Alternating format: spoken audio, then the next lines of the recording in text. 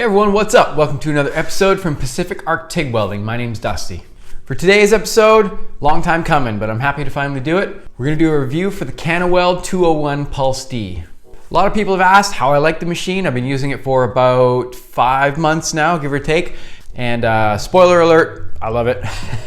I really like this machine, and today I'm gonna give you kind of a rundown of what I've used on it, what I've changed about it, and basically just how the machine itself works. Off the top here, a little disclaimer. I just want to throw this out here. I am not paid by anyone to do episodes like this. I'm not paid by CanaWeld. I'm not paid by anyone for the other review stuff that you've seen. This is completely my opinion. If anybody else has an opinion that differs from mine, that's totally cool. Everybody's entitled to their own thing, as well as I am. This is just what I like and I don't like about this machine. CanaWeld did hook me up with this machine for this channel. They did start watching my channel and really liked what I was doing here, so they were cool enough to hook me up with the machine. But like I said, not getting paid anything, and part of the deal is I get to do a full-out review on the machine. If I don't like things, I get to say it. If I like things, I'm gonna say that too. So just throwing it out there. So first off, a little bit about CanaWeld. They are from Canada, obviously. They're from a city called Vaughn, Ontario. So anybody out that way, what's up? How's it going from the West Coast? And yeah, you can take a look at their website here. Everything on their site looks really good. They have a great variety of a lot of different equipment that you can use for all different types of jobs. They make a ton of different stuff, lots of different processes. They make a lot of stuff for plasma cutting. They make a lot of stuff for MIG and TIG, a lot of multi-process stuff. So if you're at a shop where you need to get set up, you need a machine that can run stick, TIG, and like throw a roll of wire on there as well. They have a bunch of stuff for multi-process machines, and they also have a ton of stuff for engine-driven, like generated type welding stuff. So pretty heavy duty machinery. If you ever need to set up like a mobile type welding outfit, they got lots of stuff, lots of options for generator type welding machines as well. So you can have a look on their website, see a bunch of stuff that's on there. However, the only machine I've ever tried is the one I've got here, and it is the CanaWeld 201 Pulse D. Everybody watching has seen me use this machine for dozens of videos I've done so far. If I had to ballpark how much I've used it so far, it's been definitely on AC and DC a bunch. I've gone through 2 bottles of argon on it, and I've swapped out a couple things that I like using as opposed to the stuff that came with the machine. However, out of the box, this machine's super dope, and we're gonna go through everything on the machine itself. So I'll show you the display, I'll show you how the menu works and kind of what everything does. So if you've already got one of these machines, I got you covered. I'm gonna show you how to use it and what the different features do. So the machine itself, like I said, is capable of AC and DC TIG welding, so that's gonna get you set up to weld aluminum. It's gonna get you set up to weld all kinds of like steel, mild steel, stainless steel, titanium, all kinds of stuff. Basically, it says on their website, virtually any metal. So it will get you covered to literally set up TIG and stick weld most things that you will need to do ever in your shop. So bang for your buck. It's a great little machine to get you going, up and running. If you have a little business at home, if you have a little hobby shop, you're gonna be safe to pretty much rip on whatever you need to. I myself, I haven't used the stick welding on it yet. I would like to, but I just haven't had an opportunity to really do it yet. Comes with a little stinger. I've got a couple stingers, the same kind here, but yeah, one of these guys, can't remember which one, came with the machine. Like I said, just haven't used it, but it's got a good long whip on it, so you can basically use it in your shop for most distances. And again, the machine's so small, you can kind of bring it to follow you along where you need it to go. Basic machine settings, the current goes all the way basically from about 5 to 10 amps at the low end to 200 on the high end. So for AC, yeah, 200 amps is pretty good. I've welded all kinds of stuff. I've welded 1/4 inch a bunch in here. 1/4 inch is completely fine. I've done 1/4 inch T-fillets, real long ones too. Definitely lots of amperage to get into that. I haven't had a problem with 200 amps not being enough. I've done a little bit of pipe. I've done obviously a lot of sculpture and stuff like that, like you guys have seen on my channel. I've never had a problem with any of that stuff as far as current range. So 200 amps has been completely fine for any of that stuff for me. I'm definitely pretty confident if I ever came into any 3/8 or anything like that, just preheating a little bit, you would probably be fine with 200 amps. Again, more is merrier. Obviously, it's a little nicer to have a little bit extra, but 200 amps has not really proven to slow me down very much with what I'm doing on this channel. Okay, so I'll show you a little bit about the machine, and I'll kind of give you a rundown into the display and the menu, and we'll go from there.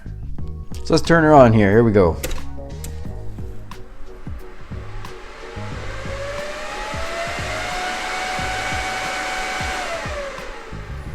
That's probably my favorite thing about this machine so far is, as you can hear, the fan turns off after a minute or so. So if you fire it up, it turns off after about 10 seconds, which is nice. Also, if you're welding in your shop and you stop welding after about 5 minutes, I think the fan turns off as well. So that's another big bonus to this thing. Because the fan's kind of noisy, it's nice just to have it on so you can mess with all your settings and you don't have to have the fan screaming in your ear, which is nice. Okay, so here's the display menu for the machine here. Basically, very typical layout as far as your left or right settings. You got your amperage and all that stuff up top there. But we'll go through everything. I'll show you what all this stuff does. Again, it's super simple. I love it. I've got it set up with everything that came stock with the machine. There's nothing added on here. This is what comes with the machine. The foot pedal does not come with it. So this wire here is your thumb trigger that goes into the torch lead, and that's how you activate your arc through there. So, but it's basically everything that we're looking at on the menu here is this is a gas purge on the top here. So if you need to, if you swap over a bottle, or if you just want to make sure there's no burps in your gas line before you get going, you just press that on. Now it's gas purging. Press it off and it stops gas purging. This guy here is your high frequency, so you get your high frequency start, which is great, with AC and DC, which is awesome. Here's your pulse settings, so that's how you turn your pulse on and off, and then when it is on, it accesses a different part of this menu here. I'll go over that in a second when we go through it. This guy up here is your 2-step and 4-step, so if you're doing long passes and stuff like that, you'll want to have your 4-step activated. So 4-step for thumb trigger will just be press it on and let go, and it will stay arced on, and then you press it again to arc off. But when it's on 2-step, like it is right here, you press it on, hold it, and then you let go and it turns off. So that's how 2-step and 4-step works. This guy here is your AC and DC, so you can cycle between DC negative and alternating current for aluminum. Basically, that's how you set that up. So this guy here, I won't flick it to it because it turns the fan on, which will be super noisy. Basically, this turns on all your stick functions, so you can adjust your hot start and all that stuff with stick. But like I said, I'm not going to turn that on because it will turn the fan on. Okay, so let's rip through the menu here. I'll show you a little bit about basically how the TIG welding setup works. So as you can see, it's giving us our amperage display right now, which is cool. So it's nice. You just press the button. It lets you kind of fiddle around with whatever you need to, and then when you press it again, it will save it, which is nice. It will save everything that you're doing, and you would turn it on and off, and it will have the settings still here. However, the only unfortunate thing about this guy in comparison to like a more fancy type machine that you might see on an inverter market is there's no preset memory banks. So it's only one thing. You just set it however you want to, you leave it, and it will stay that way if you turn it on and off, which is nice. But yeah, it would be nice to have some memory banks. I like the memory banks on different machines, but again, this one's super simple, so I'm fine with it. So a cool thing about this that I actually enjoy quite a bit is that you can scroll both ways. So I know with some machines, if you start with a pre-flow or something like this and you're scrolling along and you scroll past what you need to, in order to go back to it, you have to scroll all the way around back through the menu to get back to it. Seems kind of minuscule, but this guy is kind of nice how you can actually scroll backwards. So if you miss what you're going to, you just scroll back. If you're scrolling down something, you realize you want to change it back, you just go back to whatever it was, which is kind of nice. I do like how you can scroll either way on it. That's definitely a funny little bonus for me. But yeah, basic layout for this guy is very similar. You got your pre-flow, you got your upslope, which you'll use for a thumb trigger or something like that. I don't really use upslope very much because I use a foot pedal for most things. Next up, you got your amperage, so you can set your amperage, like I said, rips all the way up to 200 amps on AC. And on DC too, I'm pretty sure. Let's check. Yep, so DC will go up to 200 as well, so you can weld some pretty thick steel, which is nice. And what else we got? We got our down slope here. So again, for thumb trigger, you want to use that. You got your post flow. You can set your post flow for quite a bit. That goes all the way up to 10 seconds. I've never used that much. That's kind of extreme. But yeah, I usually use for aluminum somewhere around 3 to 4 seconds. Maybe for stainless, I'll use it for 5 seconds at the most, but that's about it. Next up is your balance. You can go all the way up to 50% positive and negative on this one. I usually run it basically about 30% is kind of what I will stick with when it comes to running balance, 30% positive. AC frequency. So interesting thing about this is that the AC frequency has a regulator on it. So what I mean by this is that when you have it set for a certain amount of amperage, it will only let you go at a frequency in relation to that amperage because it has a power surge protector from what I understand. So again, I don't exactly know what I'm talking about when it comes to surge protectors or anything like that. but it will only let you go up to a certain amount so that it won't pop your breaker or it won't overload or something like that. So basically it has its own regulator or governor, whatever you want to call it, built into it. So if you're welding at lower amps, like we'll turn this guy down real low, something like that, you will be able to access a higher frequency setting, which is nicer. So for thin stuff, you got a lot of range with your frequency, which is good. When you're running a thicker type, so we'll go back up in amperage here. So when you're welding like, let's try 180 amps is usually where I set it to for most stuff around here. Yeah, it'll automatically set you at 100 hertz as far as the frequency goes. So again, 100 hertz is definitely more as far as a inverter will get you in comparison to a transformer. Transformer type machines will not go above 60 hertz. So you're already definitely getting more capability with a high frequency range than a transformer would. And then the only other thing you can do is you can flick on your pulse and it lets you access the other part of the menu here. So again, it gives you your percentage times. So you can adjust percentage, how much you want to arc on out of a cycle. So if you're doing a cycle that's 1 pulse per second, you can do 50% on, 50% off, or you can go down to whatever you need to. It gives you full range to pick the percentage of the cycle that you want. And then the hertz, so the frequency of your pulse, this will let you basically dictate how many pulses per second. So I think right here I'm set about half a pulse per second. So 1 pulse on, 1 pulse off, and that will basically give you 1 pulse per second. So, but yeah, again, you can mess with it as much as you want. You can turn it up super high so that it's basically gonna give you a seizure almost with so many pulses per second, or imperceptibly, like we talked about in a previous episode, you can set it up for about 130 or something like that, 120. It'll give you a good puddle freeze, which is great. But again, I don't use it that high. I turn it down pretty low. Half a pulse per half a second, so about a pulse per second. But yeah, basically that's it. So dead simple, there's not a lot to it. What we'll do is we'll show you how it welds. Okay, so before we get ripping on some weld passes here, I'll give you a little demo on the torch setup. Like I said, this is the torch that comes with the machine. Overall, upon first kind of glance and feeling it out, it's pretty cool. It's super comfortable in your hand. If you're doing any cup walking or anything like that, this is a pretty comfortable torch. I definitely do like it. From some of the torches this style I've used, I like this one a lot more than most. And I'll show you a little bit about it here now. So first up, again, we have a button. That's how this guy's activated because it does not come with a foot pedal. So you can definitely get welding right away with it. You will have to set your machine up with upslope and downslope to activate your arc, which is fine. You just got to get used to it. One of the cool things about this is it has a swivel ball. So the swivel ball is cool because, like I said, if you're walking the cup or anything like that, the weight of the cord can do whatever it wants and it's not going to cause a pinch or anything like that here. So your gas line's not going to be compromised. You're not going to wear down like a braided hose or anything like that over time, which is nice. So they've kind of taken care of that all themselves so that everything is enclosed in there and it won't be compromised by any pinching or anything like that. So that's kind of cool. It's a flexi head type of torch, which is cool, so it can get in most areas you need to.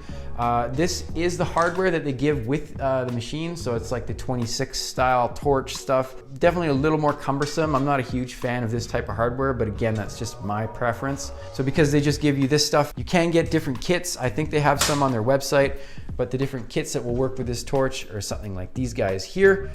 So it's like a small gas lens, so like a stubby kit basically, so you can run a shorter type setup on your torch, which is nice.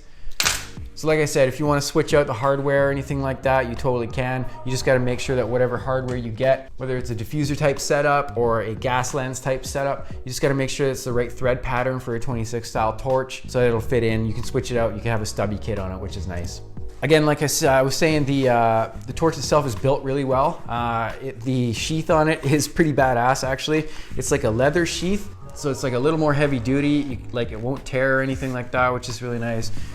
Pulling this stuff around a corner, it'll always get caught. It can tear pretty easy, but this guy's pretty heavy duty, which is nice. It won't really melt, which is kind of cool. So if you touch a hot cup to it, which I've done, I've melted many water lines over my career of TIG welding. It just happens. You hang it up and touches the sheath or whatever, and melts through, and it'll melt a water line or whatever if you're running water cooled. This is air cooled, so we don't got to worry about that. If you have a glowing hot tungsten, and you directly puncture it, obviously it will puncture it, so try not to do that. But with a hot cup, it won't melt that, which is kind of nice. So maybe if you held it on there a while, but yeah, upon first kind of glance and a few quick touches and stuff like that from what I've done here, it hasn't melted through, which is cool. So that helps you out a little bit. Okay, let's get set up and we're gonna do a couple weld passes here. Okay, so we're all ready to go here. Let's get our fan going. There we go. It's kind of loud. It's not terribly loud, but it's all right. Okay, so I'll just wire brush up some material here.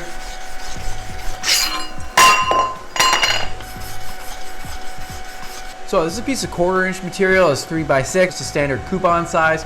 So I'm set up at the moment, we're on AC alternating current. We're gonna be welding at 150 amps. Our AC balance is set at 30% on positive side. So again, 70% negative, 30% positive, and our frequency is set at 100 hertz. So like I said, because we don't have a foot pedal, I've set a little bit of upslope on this so that it should just gradually ramp up to our 150 amps. And I set my downslope for a little bit longer. So when I let go of the button to let the arc go, it'll slowly go down and it should extinguish pretty good without much of a dimple in the end here. But basically, let's give it a whirl, see how it goes. I think you'd be stoked to see how clean this welds. Okay, so we're set up to weld here. Again, I've got a 332 tungsten set up in my torch. I'm using 1/8 filler rod, and we're just gonna run a weld that's about 3 inches long or so, and we'll just stop, take a look, see how it went. All right, here we go.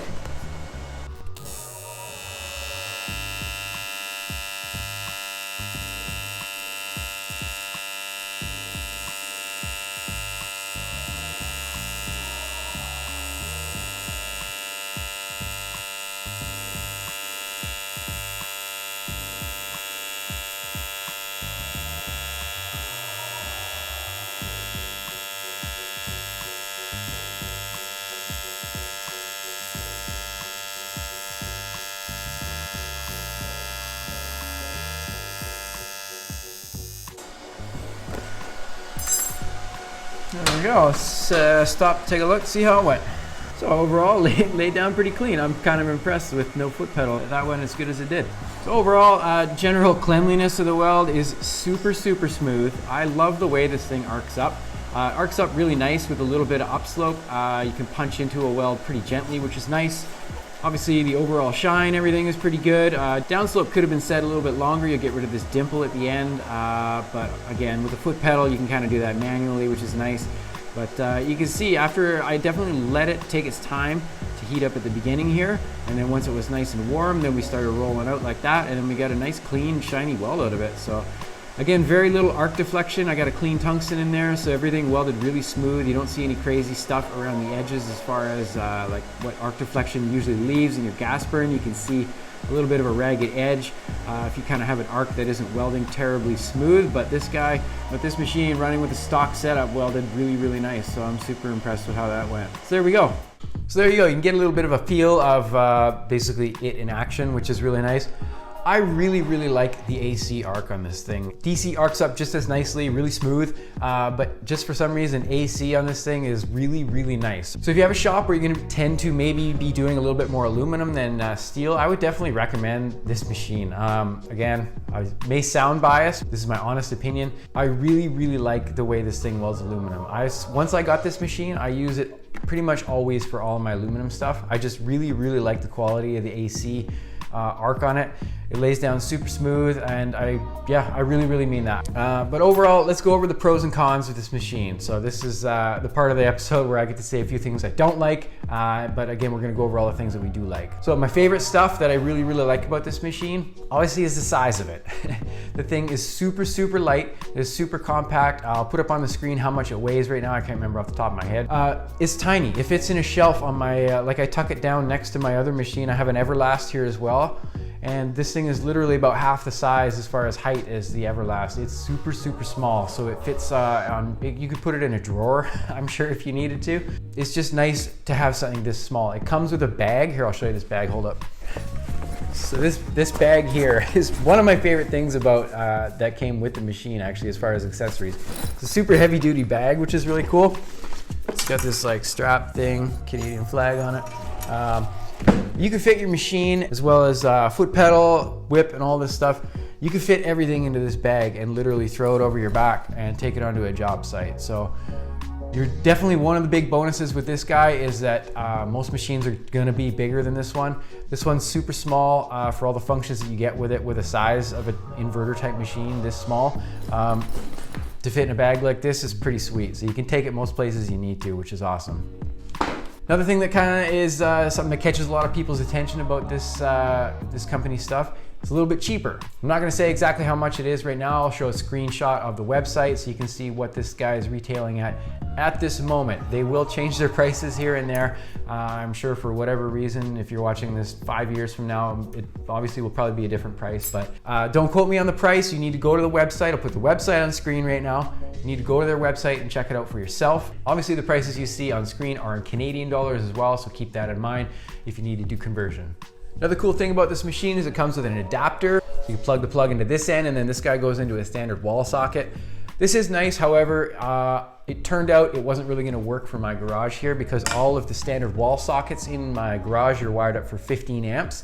So you need to do research. If you're going to be plugging it into a standard wall socket, you need to make sure that the breaker that you're plugging it into has like, maybe, I think it's a 30 amp. You need a 30 amp at least to support the power that this guy's gonna be drawing. So you can't just plug it into any standard wall socket. You need to make sure that the wall socket you plug it into has a capability on the breaker of at least 30 amps, I believe. Again, don't quote me on that, but you need to make sure that you have the power to basically support the socket that you're gonna plug it into.